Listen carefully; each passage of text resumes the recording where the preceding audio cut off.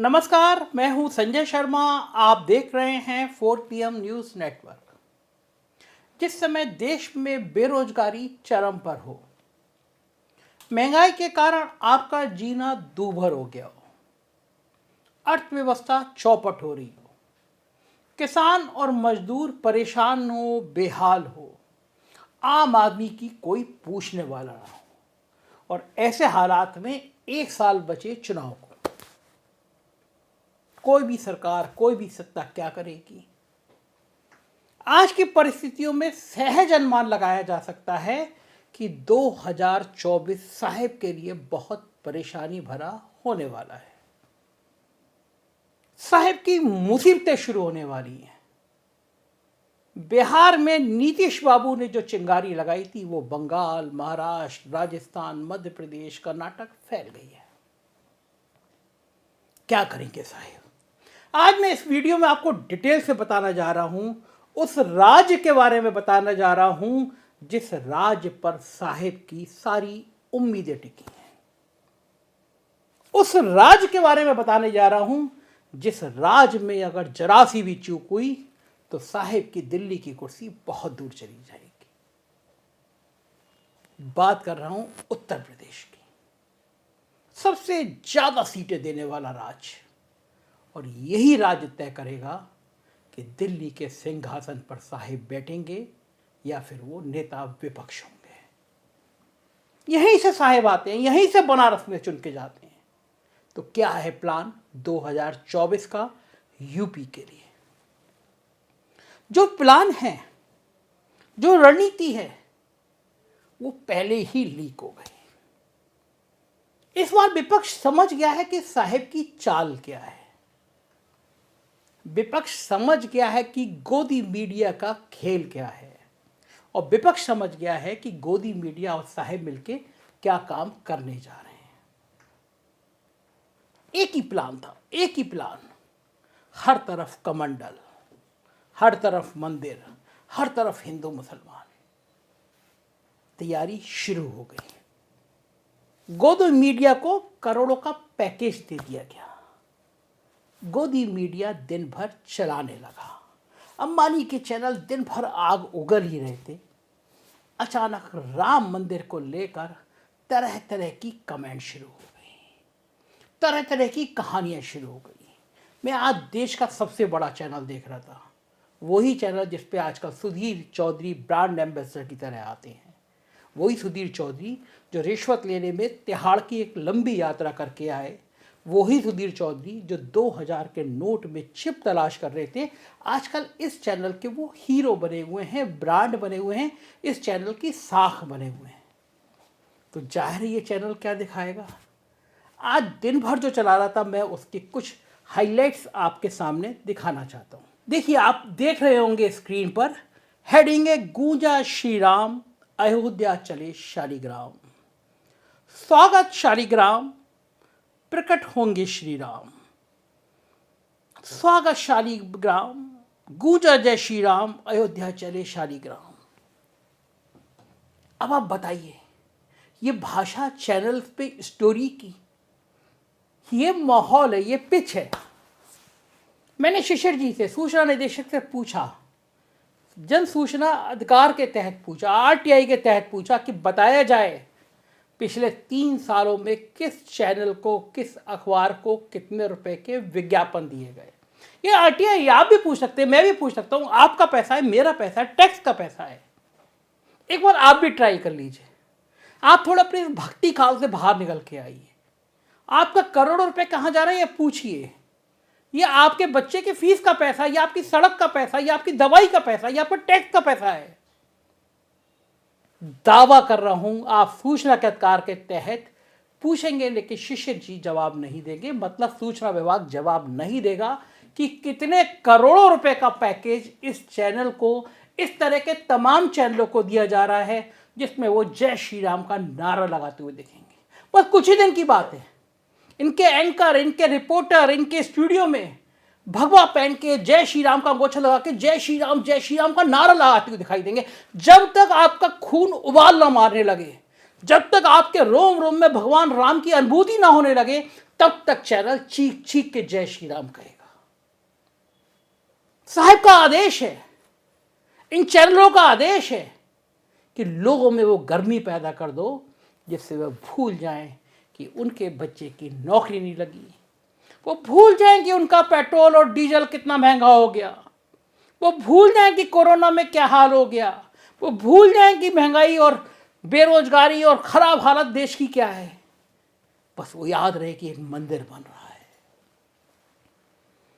Media manage, media तैयार है ये सब करने के लिए। विपक्ष इस बात को पहचान गया, विपक्ष समझ गया कि अपनी सारी परेशानियों का इलाज सिर्फ और सिर्फ कमंडल है। अब क्या किया जाए, कमंडल की राजनीति से आगे कैसे निकला जाए। छोटी सी चिंगारी निकली बिहार से। बिहार के मिनिस्टर ने बयान दिया। रामचरितमानस के सुंदर कांड में, मेरे हाथ में भगवान श्री राम की पुस्तक है और एक चौपाई है, मैं पहले वो चौपाई पढ़ के आपको सुनाता हूँ। प्रभु भल कीन मोहि सुख दीनी, मर्यादा पुनि तुम्हरी कीनी, ढोर गवार शूद्र पशु नारी, सकल ताड़ना के हैं अधिकारी। फिर रिपीट कर रहा हूँ, ढोर गवार शूद्र पशु नारी, सकल ताड़ना के हैं अधिकारी। मैं भी सुंदरकांड पढ़ता था तो ये लाइन मुझे अटकती थी। मुझसे कहा गया था, एक जोशी थे, उन्होंने कहा कि हर शनिवार को सुंदरकांड का पाठ करा करो। मैं आस्तिक हूँ, पूजा करता हूँ, लेकिन मुझे लाइन बिल्कुल अच्छी नहीं लगती थी, ईमानदारी से अच्छी नहीं लगती थी। मुझे लगता था ये क्या लाइन है, ढोर गवार शूद्र पशु नारी, ये सब ताड़न के अधिकारी, सकल ताड़न के अधिकारी। शूद्र को और नारी के लिए ये शब्द कैसे इस्तेमाल किए जा सकते हैं, मुझे नहीं अच्छे लगते थे। मैं पहले तो शूद्र ब्राह्मण ठाकुर इन सब के पचड़ों में मुझे बहुत अच्छा लगता है। नहीं, इंसान होना जरूरी है ना, हम इंसान हैं, हम इस धरती पर आए, नाम शूद्र थे नाम ब्राह्मण थे, ये सब तो समाज ने बना दिया ना। व्यक्तियों में भेद कैसा किया जा सकता है, मगर इस देश की हकीकत ये है कि वाकई में ये भेद है, गांव देहात में आज भी है। तभी राजस्थान में एक दलित घोड़े पे बैठे हो कहता है तो उसकी हत्या हो जाती है। उत्तर प्रदेश के हाथरस में एक दलित लड़की को बेरहमी से रेप करके मार दिया जाता है। दलितों का आज भी हाल बुरा है, ये हकीकत है। तब विपक्ष ने प्लान किया कि ये जो कमंडल की राजनीति है, ये जो कमंडल का गेम प्लान है, इसको सिर्फ और सिर्फ एक दांव से खत्म किया जा सकता है, वो है कि मंडल की राजनीति शुरू कर दो। जब अयोध्या में बाबरी मस्जिद का विध्वंस हुआ था, एक नारा लगा था, मिले मुलायम और काशी राम, हवा में उड़ गए जय श्री राम। और अखिलेश यादव ने इस प्लान को समझ लिया। स्वामी प्रसाद मौर्य ने बयान दिया रामचरितमानस को लेकर, कहा कि ये कैसी लाइनें हैं, हम इस अपमान को सहन नहीं कर सकते। बड़ा तीखा बयान दिया। लोगों को लगा कि ये तो अखिलेश यादव बहुत बड़ी गलती कर गए, स्वामी प्रसाद मौर्य को निकाल देंगे। ये पिच हिंदू मुसलमान की, हिंदुओं की इतनी सेंसिटिव है, बाहर का रास्ता दिखा दिया जाएगा। लेकिन समाजवादी पार्टी का गेम प्लान दूसरा था। वो जानते थे कि देश की पिछड़ी और दलित जातियों में अगर ये संदेश चला गया कि भारतीय जनता पार्टी इन जातियों की उपेक्षा करके ऊंची जातियों के साथ खड़ी है, तो बीजेपी के लिए परेशानी हो जाएगी। अखिलेश यादव ने 2022 के चुनाव में भरपूर कोशिश की थी। परशुराम मंदिर में गए थे, हाथ में फरसा लिया था, लेकिन ब्राह्मणों ने वोट नहीं दिया था। अखिलेश यादव समझ गए कि ब्राह्मण, ठाकुर, बनिया ये जाति उनको सपोर्ट नहीं करेगी, तो फिर राजनीति की जाए, पिछड़ों की जाए, दलितों की जाए।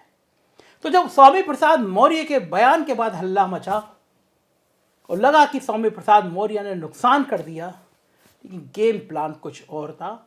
मैंने स्वामी प्रसाद मौर्य से बात की, कुछ प्रमुख अंश सुनिए आप। स्वामी प्रसाद जी अखिलेश जी के हितैषी या विरोधी हैं? आप हमेशा बैंड बजाने में लगे रहते हैं उनकी। मेरा बयान किसी पर हथौड़ा नहीं था, किसी की धार्मिक भावनाओं के लिए आहत करने के लिए नहीं था।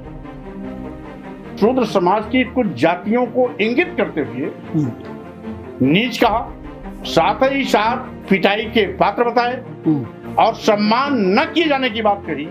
तो उसी पर मैंने अपनी प्रतिक्रिया जाहिर की थी कि गाली धर्म नहीं हो सकता। आपको इतने साल हो गए, चुनाव पे 1 साल बचा है लोक पार्लियामेंट का, तो रामचरितमानस आपको अब याद आई? इससे पहले आपने कभी पढ़ी नहीं थी रामचरितमानस?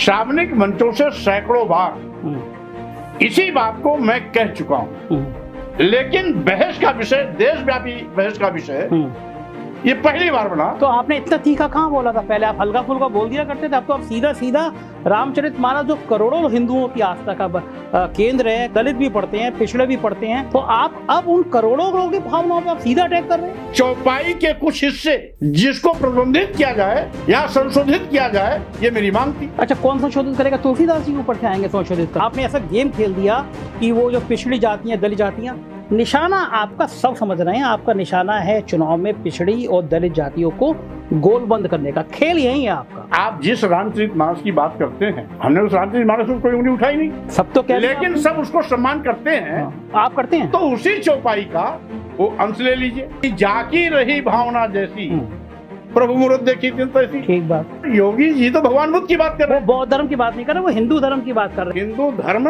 कोई धर्म ही नहीं। तो आपके हनुमान मंदिर में बोर्ड लग गए, आपको घुसना बनाया। लेकिन वो जहाँ पर बोर्ड लगा है वहाँ आज तक की इतनी लंबी राजनीतिक जीवन में मैं कभी उधर झांसे तक नहीं गया, हनुमान मंदिर, और आगे भी नहीं जाऊंगा। केशव मौर्य इतने तीखी बातें कह रहे हैं, मैं बता भी नहीं सकता आपको क्या क्या कह रहे हैं आपके लिए। अब उनके विषय में मैं तो न सोचता हूँ और न जानता हूँ और न जानने की कोशिश करता हूँ, क्योंकि वो स्वयं में बेचारे हैं कि उप मुख्यमंत्री रहने के बावजूद भी अधिकारियों की बैठक में, जहां सभी अधिकारी कुर्सी पर बैठे हों, शूद्र समाज में पैदा होने के नाते स्टूल लेके उनको बैठना पड़ता है। तो जो अपने सम्मान की रक्षा नहीं कर सकता, वो औरों के सम्मान की रक्षा क्या करेगा?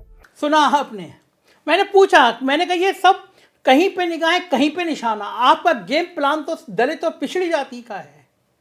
अखिलेश यादव ने भी राजनीति की एक लाइन और आगे कह दिया कि हम जो अध्यात्म के केंद्र से आते हैं मुख्यमंत्री, जो खुद गेरुआ वस्त्र पहनते हैं, हम उनसे सदन में सिर्फ इतना कहेंगे कि ये चौपाई पढ़ के सुना दीजिए और कह दीजिए इसके समर्थन में है या नहीं। अखिलेश की बातें तो सुनिए। मैं आपसे कह रहा हूं, धार्मिक ग्रंथ के खिलाफ कोई नहीं है, ना मैं खिलाफ हूं। भगवान श्री राम के खिलाफ कोई नहीं है, रामचरितमानस के खिलाफ कोई नहीं है। हमसे बोलो रामचरितमानस के खिलाफ नहीं है, लेकिन मेरे पत्रकार साथी, मैंने अपना स्टेटमेंट दिया, कहा है कि मुख्यमंत्री अगर योगी न होते, धार्मिक स्थान से वहां आए होते, तो शायद वो सवाल मैं न पूछता उनसे, लेकिन क्योंकि वो योगी भी हैं और धार्मिक स्थान से उठ करके सदन में आए हैं, वो बात मैं आपसे नहीं पूछूंगा। मैं ये कहूंगा कि वो चौपाई एक बार हमें पढ़ के सुना दो। क्या आप पढ़ के सुना सकते हो? मुझे बताओ। और फिर मैं मुख्यमंत्री जी से पूछने जा रहा हूं कि मैं शूद्र हूं कि नहीं हूं। कल मैं मंदिर में दर्शन करने जा रहा था, क्या बीजेपी और आरएसएस के लोगों ने वहां गुंडागर्दी नहीं की? अरे हमें पता होता कि 4, 5, 6, 10 गुंडे आए होंगे तो हम भी अपनी तैयारी से जाते कार्यकर्ताओं के साथ। अखिलेश यादव चाहते हैं कि विधानसभा में मुख्यमंत्री कह दें ढोर गवार शूद्र पशु नारी जे सब सकल ताड़न के हैं अधिकारी, ये शब्द कह दें। और बीजेपी जानती है, भारतीय जनता पार्टी के तमाम नेता आरोप प्रत्यारोप कर रहे हैं, कह रहे हैं कि अखिलेश यादव हिंदू धर्म का अपमान कर रहे हैं, मगर इस चौपाई पे कोई नहीं आ रहा। अब समाजवादी पार्टी की विपक्ष की रणनीति है कि सारा मुद्दा सिर्फ इस चौपाई को बनाओ। पूछो ढोर गवार शूद्र पशु नारी ताड़न के कैसे अधिकारी। बताया जाता है कि गीता प्रेस में कई लाख किताबें दोबारा छपवाई गई, ताड़न को शिक्षा किया गया। लेकिन अगर इस लाइन का अर्थ भी बदल गया तो समाजवादी पार्टी ये कहेगी कि हमारी लड़ाई पर रामचरितमानस की चौपाई का अर्थ ही बदल दिया गया। ये सबूत पेश करेगी, देखो हमने पिछड़ों की, दलितों की बात उठाई और रामचरितमानस की इस चौपाई का अर्थ बदल दिया गया। ये जीत हो जाएगी।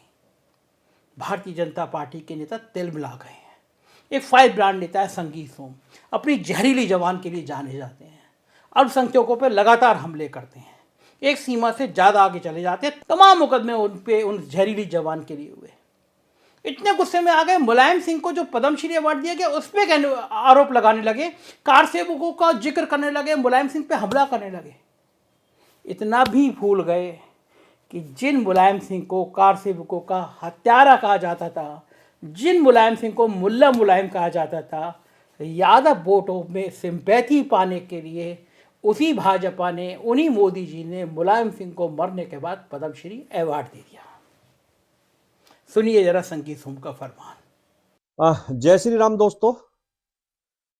जिस अखिलेश यादव के पिताजी ने अयोध्या में कार सेवकों पर गोली चलवाई, आज वो अखिलेश यादव उत्तर प्रदेश में वो अपने पिट्ठुओं द्वारा, अपने कार्यकर्ताओं द्वारा रामचरितमानस की प्रति जलवाने का काम कर रहे हैं। मैं अखिलेश यादव जी से कहना चाहता हूं कि अखिलेश जी, जिस रामचरितमानस ने हिंदुओं को एकजुट करने का काम किया, जिस रामचरितमानस ने मुगलों के खिलाफ लोगों को एकजुट किया, आज आप उस रामचरितमानस को जलवाने का काम कर रहे हैं। मैं आपसे कहना चाहता हूं कि आप आखिर क्या करना चाहते हैं? आप हिंदू समाज की भावनाओं को ठेस पहुंचा रहे हैं, आप हिंदू समाज की भावनाओं को जला रहे हैं, आप हिंदू समाज को अपने लोगों द्वारा अपमानित कर रहे हैं। आखिर आप उत्तर प्रदेश में क्या करना चाहते हैं? मैं आपसे पूछना चाहता हूं, जरा आप मुस्लिम धर्म ग्रंथों को जलवाने की कोशिश करिए, एक बार जलवा के तो देखिए, एक बार देखिए क्या होता है आपके साथ में। मैं आपसे कहना चाहता हूं, चेतावनी के साथ कहना चाहता हूं, अखिलेश यादव जी, ये हिंदू समाज के साथ खिलवाड़ करना बंद करिए, इन्हें अपमानित करना बंद करिए। अपने चेले चपाटे और अपने ऐसे लोग जो मौर्य जैसे लोग, जिन लोगों ने रामचरितमानस पर सवाल उठाए, जिसके अभद्र भाषा का प्रयोग किया, आप उन्हें प्रमोट करने का काम कर रहे हैं, नेक्स्ट डे राष्ट्रीय महासचिव बनाने का काम कर रहे हैं।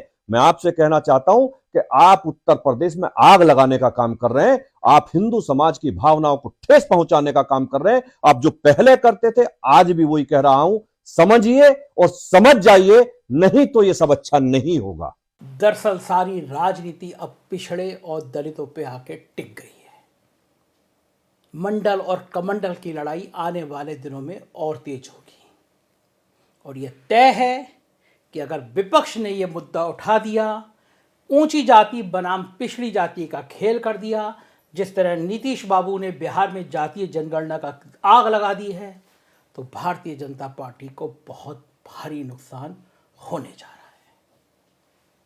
भाजपा चाहती है धर्म का इतना उफान कर दो, मीडिया का इतना प्रचार कर दो कि मंडल कमंडल गड़बड़ हो जाए, सिर्फ कमंडल दिखाई दे, सिर्फ मंदिर दिखाई दे, जातियों की गोलबंदी टूट जाए, और विपक्ष चाहता है कि मंदिर की राजनीति पे जातियां भारी पड़ जाएं।